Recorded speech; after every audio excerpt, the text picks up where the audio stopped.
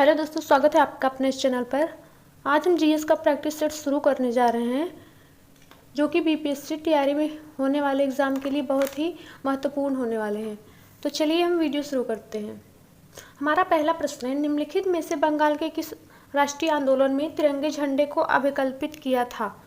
पहला विकल्प है खिलाफत आंदोलन, दूसरा है भारत छोड़ो आंदोलन, तीसरा है सविनय अवज्ञा आंदोलन और चौथा है स्वदेशी आंदोलन।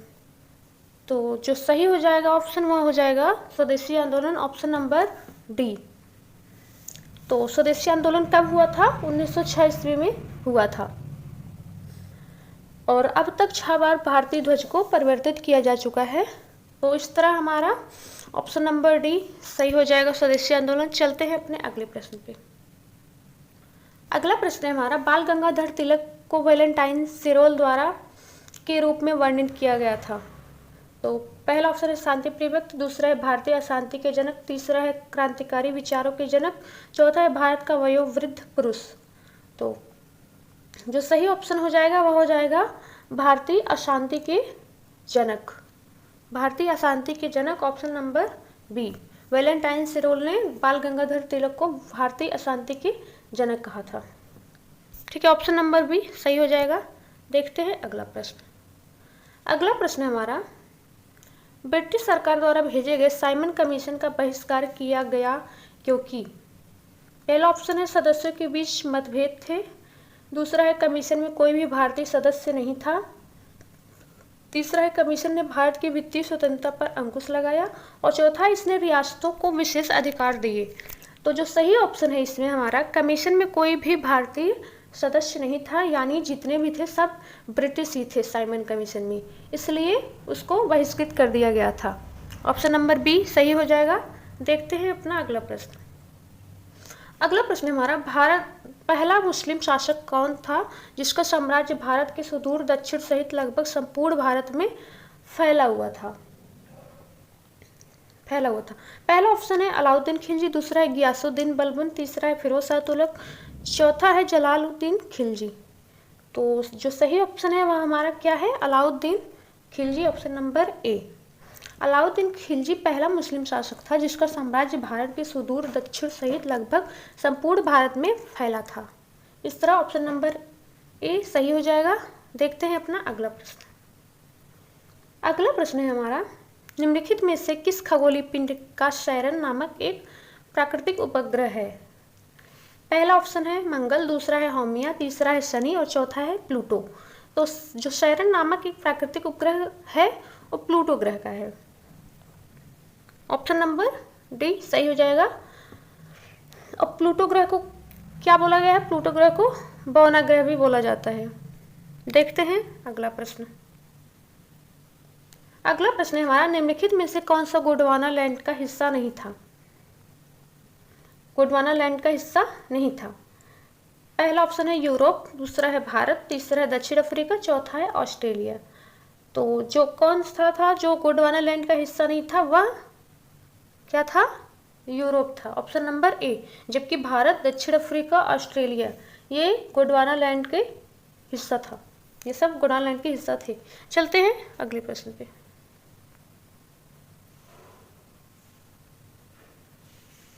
अगला प्रश्न है हमारा, भूकंप के संदर्भ में निम्नलिखित कथनों पर विचार कीजिए।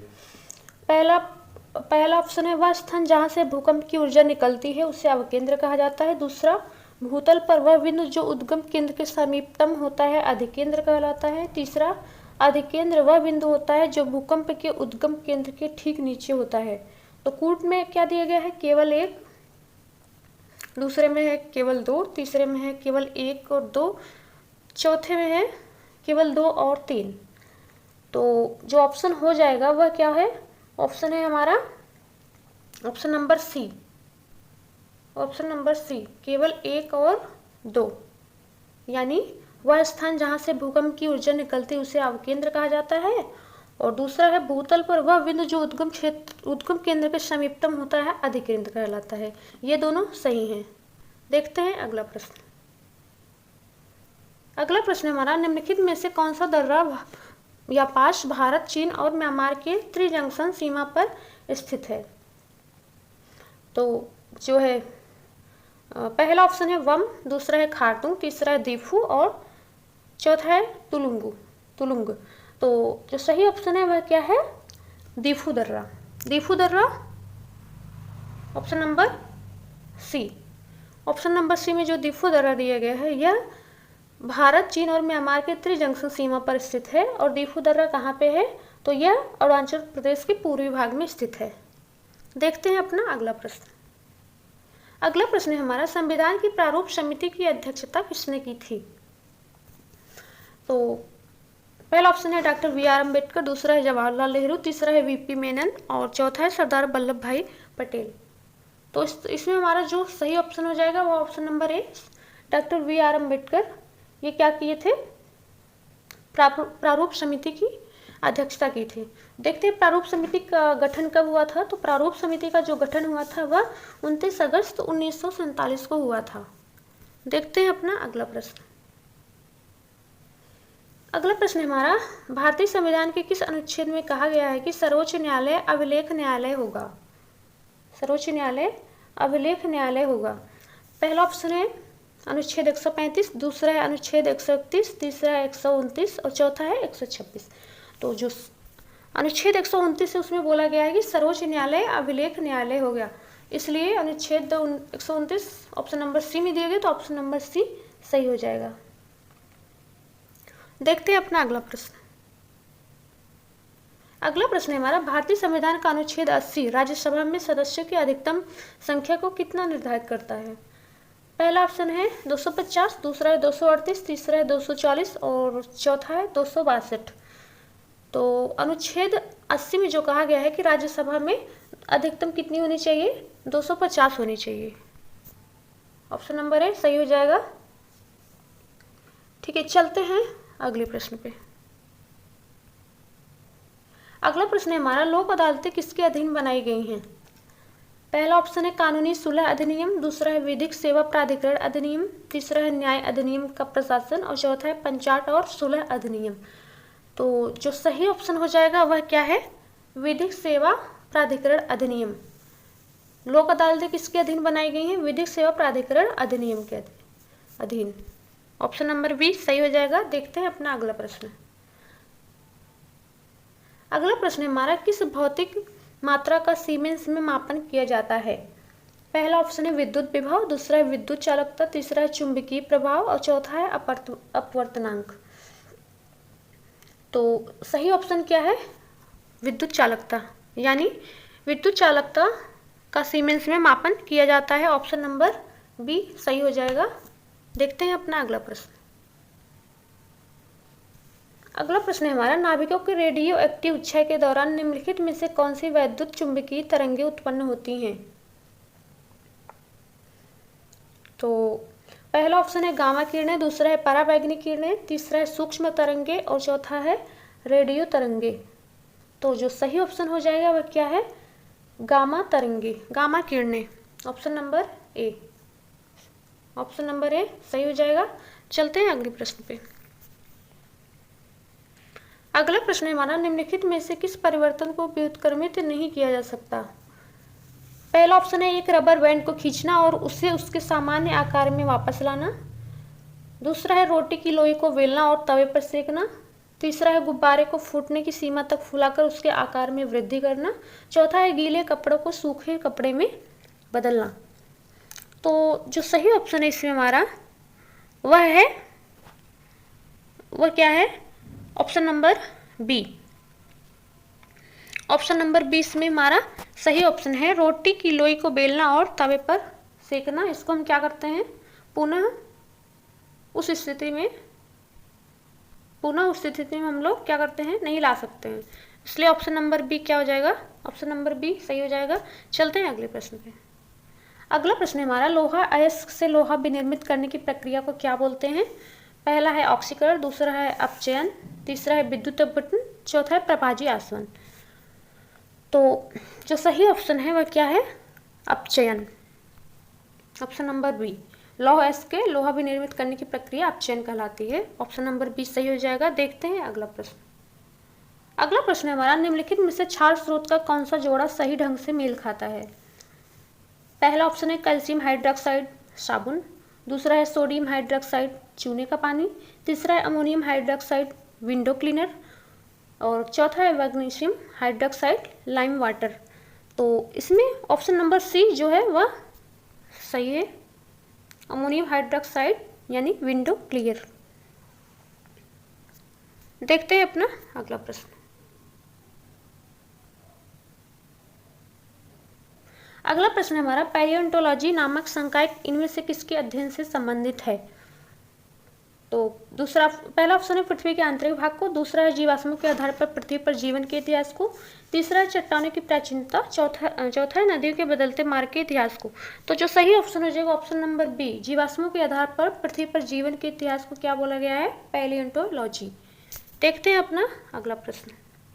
अगला प्रश्न हमारा नाभिकों के अतिरिक्त निम्नलिखित में से किस कोशिकांग में डीएनए उपस्थित होता है? तो डीएनए कहाँ पे उपस्थित होता है? माइटोकॉन्ड्रिया में। कहाँ पे? माइटोकॉन्ड्रिया में डीएनए उपस्थित होता है। तो माइटोकॉन्ड्रिया यहाँ पे ऑप्शन नंबर सी में दिया गया है, तो ऑप्शन नंबर सी सही हो जाएगा। देखते हैं अपना अगला प्रश्न। अगले प्रश्न में हम लोग आते हैं, तो निम्नलिखित में से क्या एक आनुवंशिक विकार नहीं है? पहला डाउन सिंड्रोम, तीसरा वर्धनता, पहला है डाउन सिंड्रोम, दूसरा वर्धनता, तीसरा है एड्स, चौथा है थैलेसीमिया। तो जो सही ऑप्शन है हमारा वह क्या है?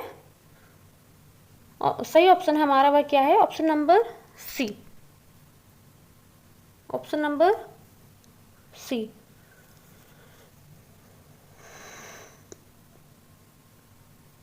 चलते हैं अगले प्रश्न पे। अगला प्रश्न हमारा देव दीपावली नामक त्योहार इनमें से किस शहर में मनाया जाता है?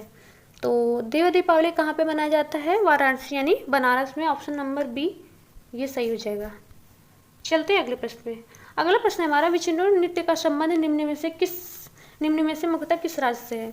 तो विचिंडोर नृत्य जो होता है वह कहाँ पे होता है? गुजरात में। और गुजरात ऑप्शन नंबर सी में दिया गया है, तो ऑप्शन नंबर सी सही हो जाएगा। देखते हैं अगला प्रश्न। अगला प्रश्न हमारा निम्नलिखित में से कौन सा भारतीय शहर कलमकारी चित्रकला के लिए प्रसिद्ध है? तो जो कलमकारी चित्रकला होती है वह कहाँ पे होती है? मछलीपट्टनम में। तो आंध्र प्रदेश के मछलीपट्टनम में होती है, तो ऑप्शन नंबर डी में मछलीपट्टनम दिया है, तो ऑप्शन नंबर डी सही हो जाएगा। देखते हैं अगला प्रश्न। अगला प्रश्न हमारा 11 जुलाई को प्रत्येक वर्ष डैश के रूप में मनाया जाता है। तो 11 जुलाई को क्या होता है? 11 जुलाई को क्या होता है?